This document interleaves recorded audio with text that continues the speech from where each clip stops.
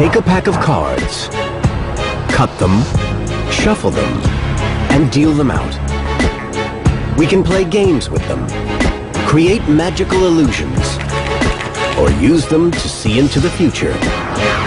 But are they just an innocent pastime, or a device of the devil? Playing cards were everything that God had forbid.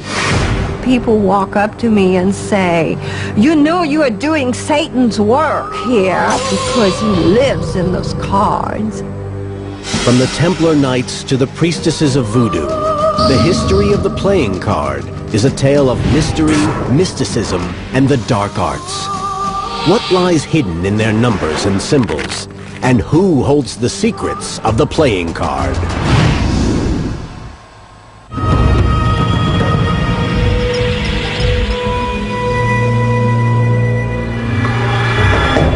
The future may be written in the cards, but their past is not so clear. The origins of the playing card are the subject of fierce debate.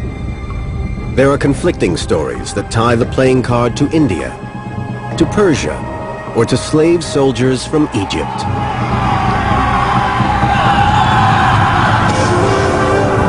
But most experts believe playing cards developed in China, alongside other games such as dominoes and mahjong.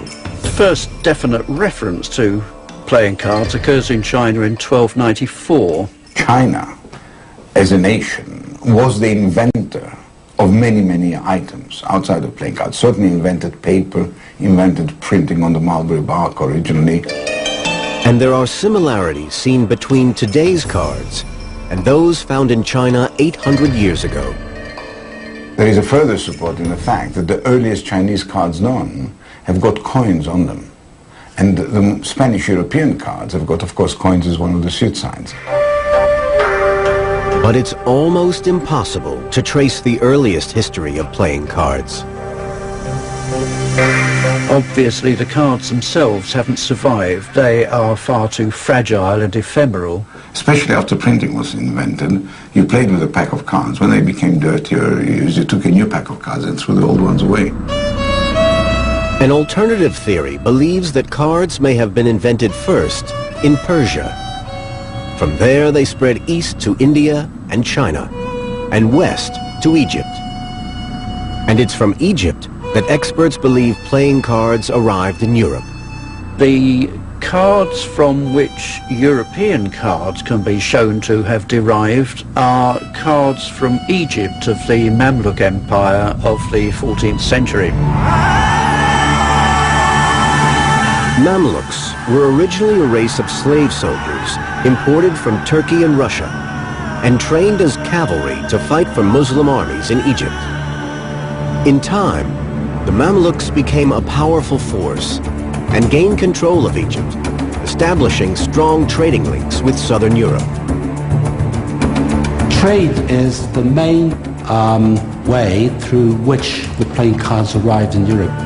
We can imagine that traders in Alexandria, fascinated by this new game they saw, and finally they brought it with them to their native countries. The Mamluk cards show intriguing similarities to modern-day cards, very clearly showing 4 suits. They are swords, polo sticks, cups or goblets, and coins. These represent the interests and pastimes and occupations of the Mamluk aristocracy. The game of polo was known to be popular among the Mamluks. And the sticks or the batons, which later became clubs in the modern playing cards, appear to be a direct derivative from that. At least that is one of the theories. The other Mamluk suits, swords, cups, and coins, are exactly the same as those that are still used in Italy and Spain today. And once playing cards had arrived in southern Europe, it seems they traveled fast. Well, a sign of their popularity and spreading is certainly all these records we have, either laws against gambling or simple princely accounts. In 1377, a Dominican friar, John of Rheinfeld, wrote of the appearance of playing cards in Switzerland, and accounts belonging to the Duke of Brabant in Belgium noted a high outlay for the purchase of new packs. 15 years later, in France, there is a record of a Jacquemin Grigonneux being paid 56 Parisian sols for gilded cards for the king. This spread seems to have been very rapid and very massive. So one of the historians in Germany has used the expression Spielkarteninvasion, invasion of playing cards. It's an appropriate expression, as armies traveling through Europe were one of the most important carriers of the playing card from one country and culture to another. Much easier to carry a pack of cards around in a soldier's knapsack than a chessboard or a backgammon board. Historians believe these traveling armies were almost certainly responsible for the eventual arrival of playing cards in England. The beginning of the 15th century saw the latter part of the 100 Years' War between England and France, so it seems more than likely that playing cards must have come from France into England in that part of the century. And finally, the playing card was taken across the Atlantic to America, also in the pockets of soldiers and on the boats of explorers.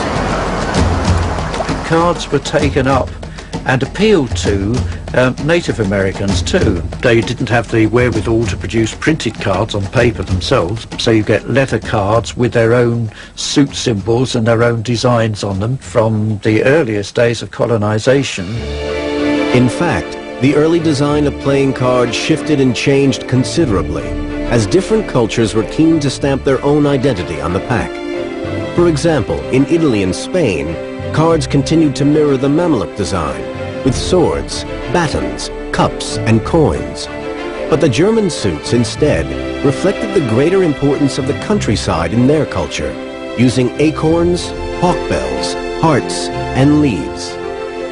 People who were painting and designing cards in Europe were casting around for symbols that were easy to do and pretty to look at, but based on something they had already seen.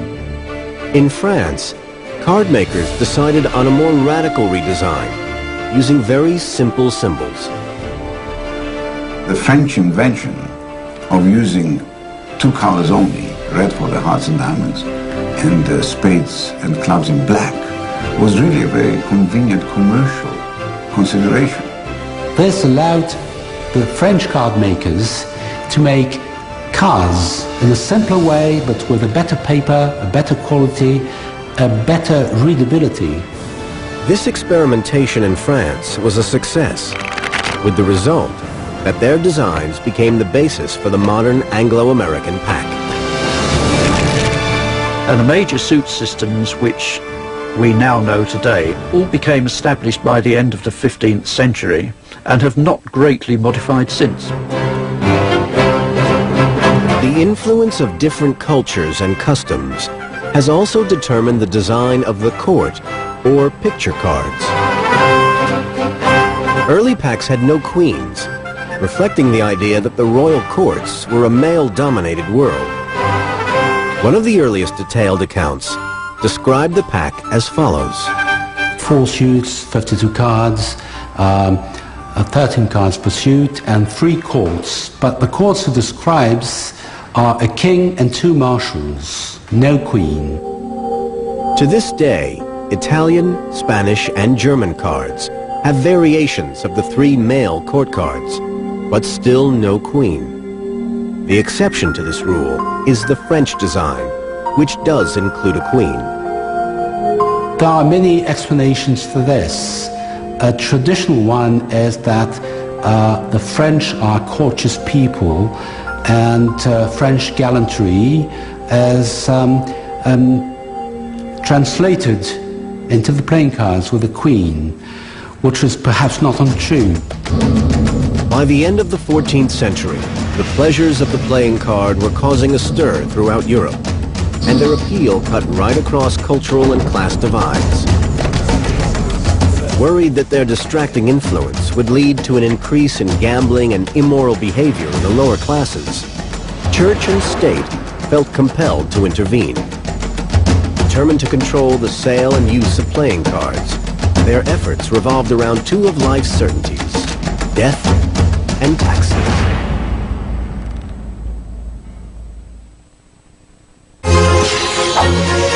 When playing cards were first introduced to Europe, they were handmade, expensive, and used mainly by the nobility. This soon changed.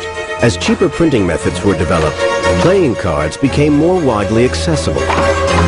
But the growing popularity of card games inevitably brought with it an increase in one of the oldest pastimes known to man: gambling.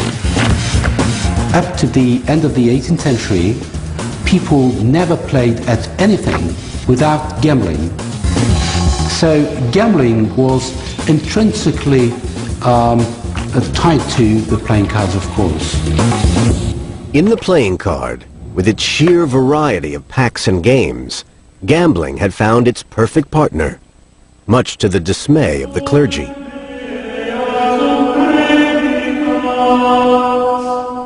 Overall, the church did everything it could to stop gaming with cards. And in fact, some of our earliest historical documents are sermons against using playing cards. The church began to issue strongly worded edicts, restricting and sometimes even forbidding playing with cards. One of the reasons why gambling was prohibited was obviously that it led to a lot of dishonesty and a lot of crime. The ban on the cards was because they caused drunkenness and fighting among the people. Over the next 100 years, examples of these edicts across Europe reveal how the playing card was viewed as an evil and sinister influence. The city of Florence passed a statute on gambling in 1376, forbidding the card game known as Nabe. 2 years later in Germany, it was declared that gambling with high stakes was punishable by a fine. Saint Bernardine of Siena took it even further. Bernardine of Siena preached against gaming at Bologna in 1423 so persuasively that the populace consigned their cards in thousands to a public bonfire. In England, too, church and state considered playing cards a scourge on society and were quick to try and control them. In the 15th century, Parliament supposedly forbade the playing of cards except on the 12 days of Christmas. In the 16th century, Henry VIII complained that too much card playing was distracting his bowmen from their training. Then in the 17th century, a group of card makers petitioned the king to grant them a royal charter. Charles I, who was keen to find finance to fund his battles in the Civil War, he granted the company a charter in 1628. The group, which is still in existence today, became the Worshipful Company of Makers of Playing Cards. The company, which would have been about 27 strong at that time, were then in a position to set about protecting the trade, stopping the imports of French playing cards into the country. So it was a pretty key subject to them. But in return, Charles imposed a tax on every single pack of cards the Worshipful Company made. It quickly rose to 6pence. That's the equivalent of around $5 today. Anything that is popular enough and addictive, drinking, smoking, cards, were easy to tax. And people were addicted to playing cards. It became very, very important and proved to be an excellent income. The duty continued to rise, eventually reaching 2 shillings and 6pence, or $25 for a simple pack of cards. The tax of 2 and 6, that was quite a substantial amount. It wasn't something that poor people would have been paying readily. To try and prevent tax evasion, The stamp for the ace of spades was held by customs and excise, and every time a member of the worshipful company made a pack of cards, the ace was only issued once they had paid the duty. But inevitably, some card makers still attempted to avoid paying the tax. And in fact, in 1805, Richard Harding was sentenced to death at the Old Bailey for forging an ace of spades. Which is perhaps why the ace of spades is believed to be unlucky.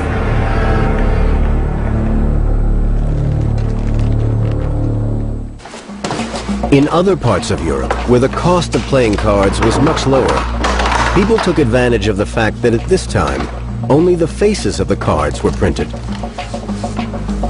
Because it was sturdy material, it could be easily used for anything you can do with paper. So the blank backs of playing cards offered all kinds of possibilities, even as a form of currency. This is the very, very first diners card, even before there was a diners card. This card is a meal coupon, and it was given out in 1788 to 17 soldiers who went marching from one city in Belgium to another city. So with this card, the soldiers could pay their meal at the innkeeper, and the innkeeper could get his money with this card from the commander. The backs of playing cards were also used for love letters, invitations, and later to hide escape maps during the Second World War. Perhaps their most extraordinary use was in 18th century Netherlands. Poverty drove the poorest women to leave their babies at orphanages. These mothers left messages on the backs of playing cards to give their abandoned children some form of ID. In many cases, the mother used a playing card, because a playing card was the cheapest paper they could find. The cards usually carried the name of the child and a heart-rending personal message from the mother. These are all very dramatic cries for help, and we find texts like, my daughter is sick and will not eat.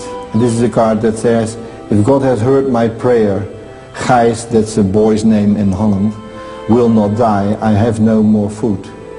And that's all that was written on. If the cards were torn in half, it was a sign that the mother would return one day with her matching half to reclaim the baby. If the card was complete, it meant the child was abandoned for good. So there's a lot of drama in a simple playing card. It is a turbulent tale of religion, politics, and social upheaval. Every pack that survives holds fascinating clues about the life and times of their owners. But there are some who believe the images on the playing card hide a much more sinister purpose, that they are the work of secret societies.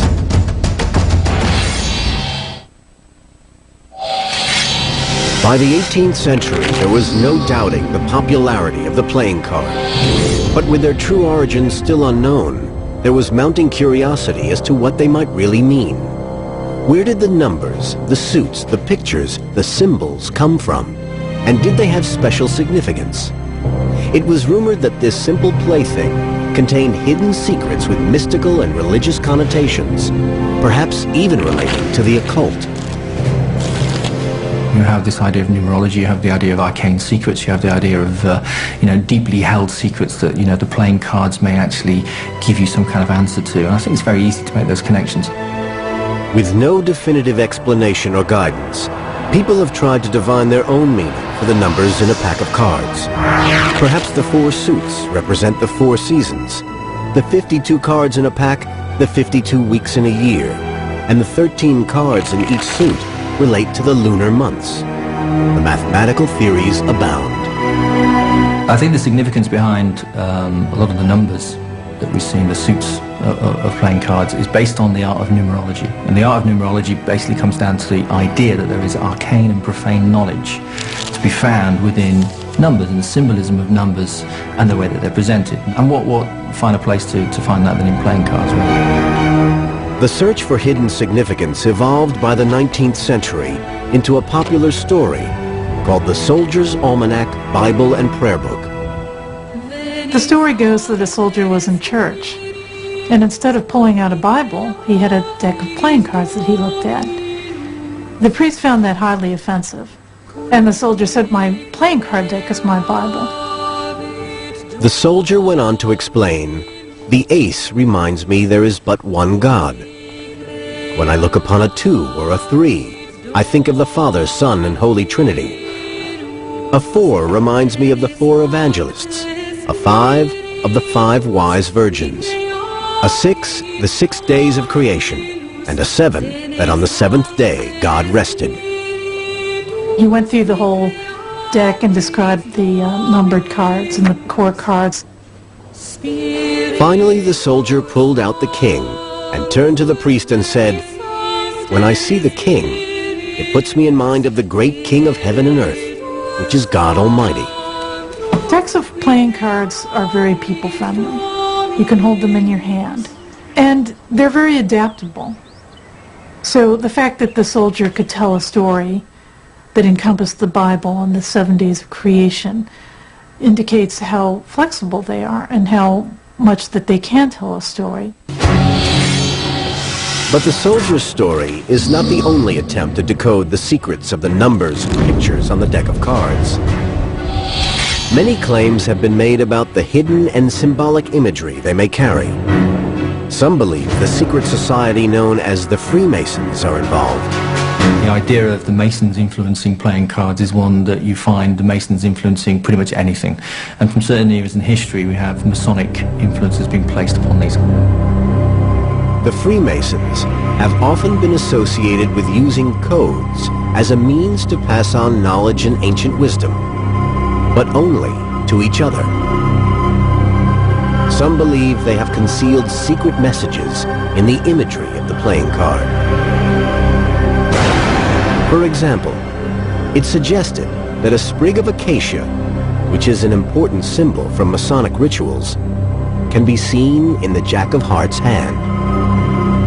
There has been some speculation that the Jack holding the sprig of acacia has got a Masonic association. And yes, it's true that the sprig of acacia within Freemasonry has got some symbolism to it. Certainly, the leaf of acacia is not an exclusive Masonic emblem. It has also been proposed that the roses held by the queens are a symbol shared by both the Freemasons and fellow secret society, the Rosicrucians. And the four-armed King of Hearts supposedly represents the ancient Egyptian god Amun, who was also portrayed with 4 arms. This links to the idea that Egypt is the source of much of the Freemasons' hidden knowledge. I think that we have symbols that are being placed for those who have eyes to see, if you like, but what we don't have, I don't think, is any coherent intention by any particular group to place these symbols upon cards. If there had been any such intention, it would have been far more blatant. And we wouldn't need to sort of try and search on something that might appear to be Masonic in order to find it. A lack of records from the early designers of playing cards makes these myths and rumors hard to prove or to disprove. But their very existence serves to underline the importance of cards in society. Playing cards are symbolically charged objects. The suit symbols themselves are reminiscent of heraldry or Kabbalistic markings. The sort of people who like to look for supernatural symbolism in things are going to find very rich pickings in a pack of cards. Throughout its history, the ordinary playing card has provoked discord and discussion. But this is nothing compared to the debate surrounding one very special pack of cards. One with an even more mysterious past that entwines fortune-telling, mystical symbolism, and the traveling tribes of Egypt, the tarot.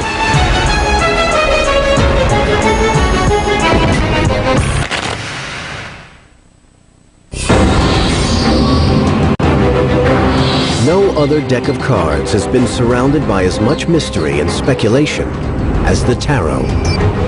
It's claimed that the pack has extraordinary powers to offer advice and predict the future.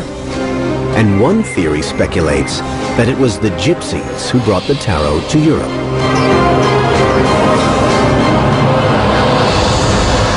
The name gypsies actually derives from the name Egypt. And the gypsies were thought of as a wandering tribe of Egypt, if you like. And this is where possibly you get the later idea that a lot of the tarot and a lot of the symbols on the tarot may have an Egyptian origin. And it seems that the gypsies play a very important role in that idea.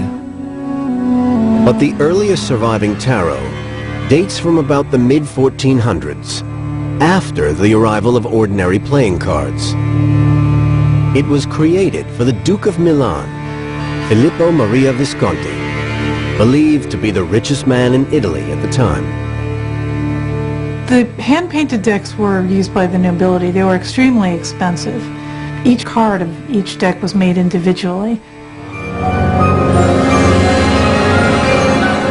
Historians believe that the tarot was created to expand on the ordinary deck by adding a whole separate series of cards called triumphi, or triumphs. The whole point about this extra suit of special cards was that they beat the ordinary cards. They were the trump suits, and that's why they were called originally triumphi. These trumps were a set of 21 cards, each of which had some sort of symbolic picture on it. They were added to a pack of 56 ordinary playing cards, which had 4 court cards in each suit. A further picture card, known then as the Fool, brought the total number of cards in the standard tarot pack to 78. This enabled the development of more elaborate and complex games, similar to modern-day bridge. The tarot cards, as we know them, were therefore invented for playing games with, not as many people think, for the occult and for fortune-telling.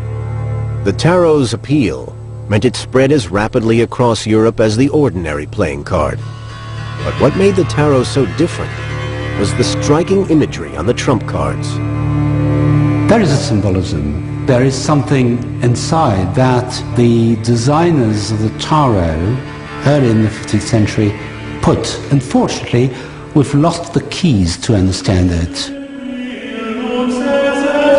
With no definitive explanation for the imagery of the tarot, there has been intense speculation about who might have created or harnessed this symbolism for their own ends.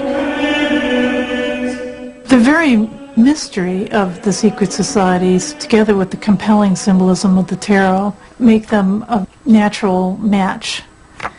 And it's not surprising that the historians and the people who follow the secret societies would fold the tarot into their legends. One of the most enduring of these legends involves the powerful and mysterious Knights Templar, a group of elite knights formed soon after the First Crusade in the 12th century. The story goes that while in Jerusalem, they discovered the Holy Grail and other religious secrets. And they're bringing back with them, from the Middle East, items, iconography, art, and belief systems that are completely alien to anything that we'd seen in Europe. It's alleged that tarot cards carry Templar symbols within them. We obviously have the Templar cross. You have the head of Baphomet. The head of Baphomet itself, many people have claimed influenced the devil card. And the Templars, of course, were accused of worshipping Baphomet. Baphomet is a mythical figure, often represented with a goat's head. And it's claimed that the knights used it as an idol in their initiation ceremonies. When the Knights Templar were violently suppressed early in the 14th century, some believe their secrets were preserved on the tarot for future generations. The idea of these secret groups inventing the tarot is that they invented it as a way to keep their teachings hidden and yet be able to broadcast them. But these theories are generally dismissed by historians. The Templars had been abolished before the tarot came along. The idea that they went underground and then used the tarot to disseminate their teachings seems very thin. Historians believe the images on the tarot simply reflect the cultural fashions of the 15th century. Renaissance Italy was experiencing an artistic rebirth, looking back to classical knowledge and learning for inspiration. The Renaissance was a time when a lot of different streams of thought flowed together. Alchemy, astrology, the Jewish Kabbalah was adapted by Renaissance philosophers. The symbols of the tarot were fairly well known. To a Renaissance person, even an ordinary person who wasn't educated, they would have been familiar and understandable. This symbolism may have been obvious to a Renaissance person, but to modern eyes, many of the images seem a very strange choice. It's quite mysterious why the artist would have chosen to put the skeleton of death in a deck that's supposed to be for fun and gaming. In addition to the skeleton of death, there were other sinister and mysterious images in the tarot deck. The burning tower, the devil, and the hanged man. But this was certainly a well-known Italian image. If someone was shown hanging upside down by the foot, it meant they were accused of being a traitor to the state. Others suggest the meanings are more fundamental, that they are archetypes that have been handed down and just slightly reinterpreted according to the culture of the time. Behind the obvious overt image, there is the message, the meaning of the card, and that is essentially unchanged. They are dealing with the same stuff, and that stuff is the stuff of human consciousness and the way we react to the world in which we are born. They would have images that explained concepts such as vanity, death, love, fortune. But despite their elaborate design, it appears that the tarot cards were mainly used in ordinary games similar to modern-day bridge. Then in the 18th century, the tarot was given a dramatically different interpretation. People started to discover fortune-telling with cards. And tarot cards, obviously, offer more pictures, more clues to fortune-telling. It truly became extremely popular with card readers and also occultists. It's just a natural that people would pick it up and start seeing fortune-telling in it. The key man behind the use of the tarot to tell fortunes was an 18th century former seed seller from Paris called Aliette. He decided to reverse his name to make it seem more mysterious. Atea, as he was now called, established himself as one of the first and most influential professional fortune tellers. He created what he called a corrected tarot, which he claimed was true to the original tarot that was supposedly from ancient Egypt. Atea assigned several meanings to each tarot card. The Devil card, which he called force majeure, could mean extraordinary power or strength, but reversed, it could signal weakness or pettiness. Placed in certain positions in a tarot deal or spread, each card took on a new significance, showing the obstacles existing in life, hopes and fears, and even what was to happen in the future. Atea's fortune-telling technique was a major influence on the practitioners who followed, and his tarot deck is still in use today. But in many ways, fortune-telling was just the tip of the iceberg. The tarot had also caught the attention of devotees of the occult, who saw something else altogether in the mysterious symbolism of the cards.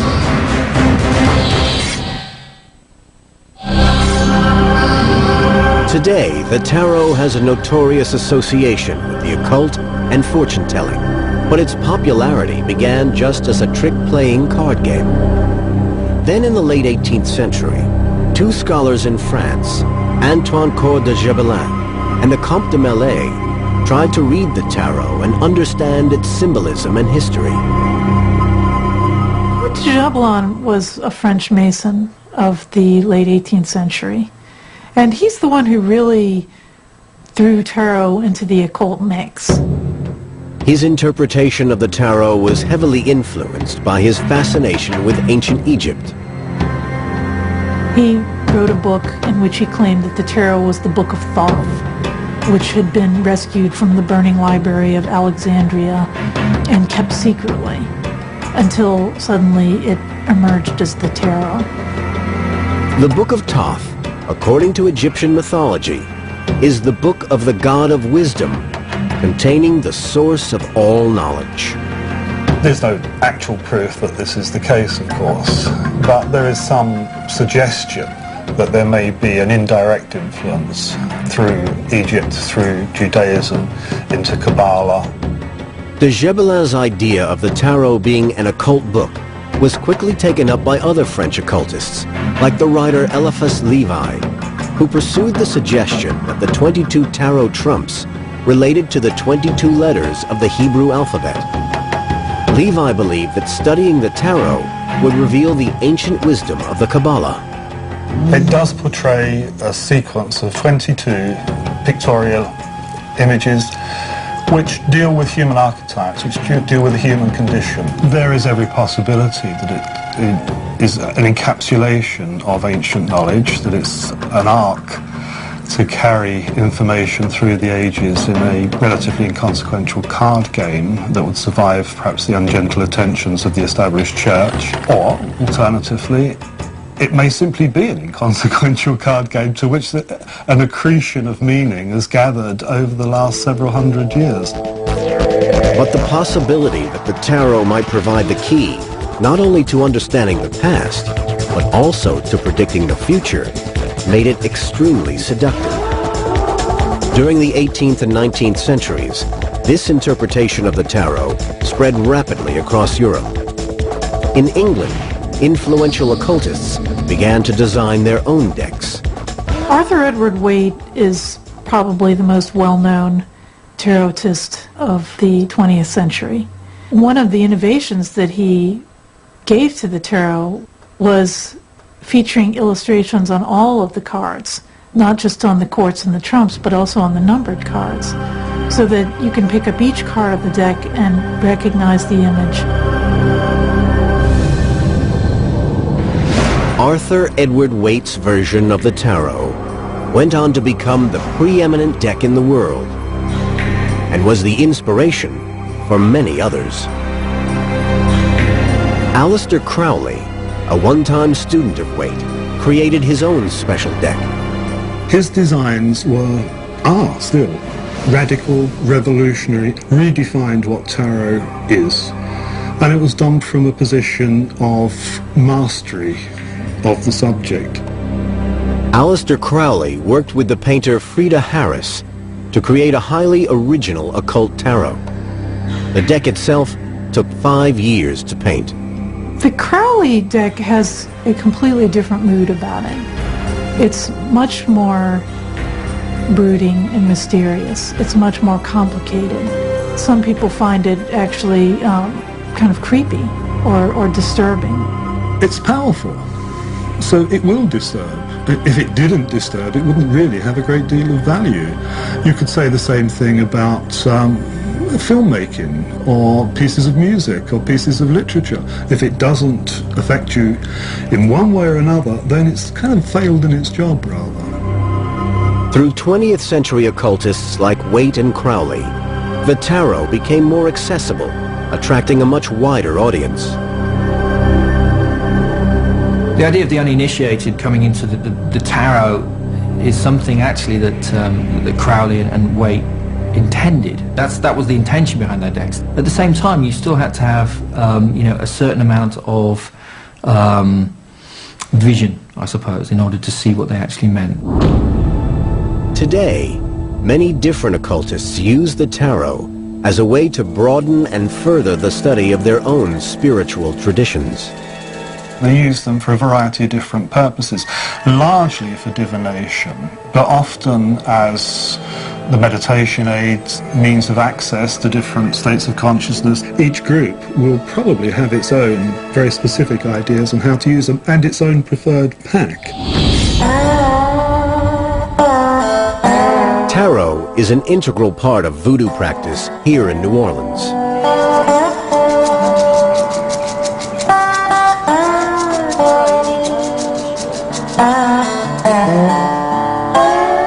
was a voodoo priest here in New Orleans. He used to always say, if you want to be a priestess or a priest, you have to be able to hold a snake, dance with a snake, and do divination. Because without divination, how are you going to speak to the spirit?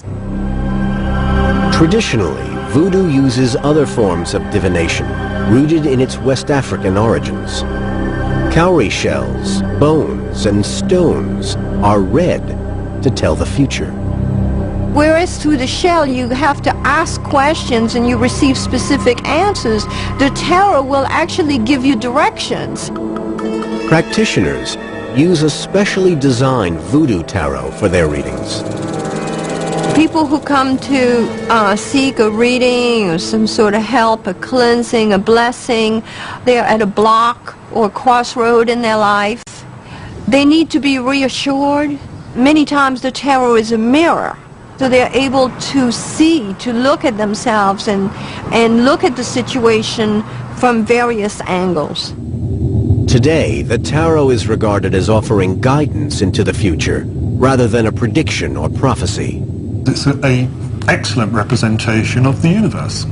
And therefore, it's a sort of microcosmic universe that can be manipulated in a convenient form, and relationships, connections, and so forth between seemingly disparate events and ideas and people and actions can be shown up. So even though you're not telling them what to do and you're not telling them what's going to happen, we are certainly be able to help them make better decisions. It makes people, I think, feel more in control of their lives. It's information, and it's information about oneself, and it's always fascinating. Although historians believe tarot started as an innocent card game in the 15th century, occultists have bestowed on it a far greater power and significance, placing its roots in much more ancient times. They may very well have been the vessels of great secret knowledge that was codified into these symbols, into these cards. Over time, the tarot has absorbed many different streams of thought. What's called the occult tarot added many different layers of meanings to the tarot cards that I don't believe were there originally when the Renaissance artists painted them. Variants on the game of tarot are still very popular in parts of Europe, but its reputation worldwide now has much more to do with its transformation into a spiritual guide used by occult groups or fortune tellers. The tarot can be seen as a game.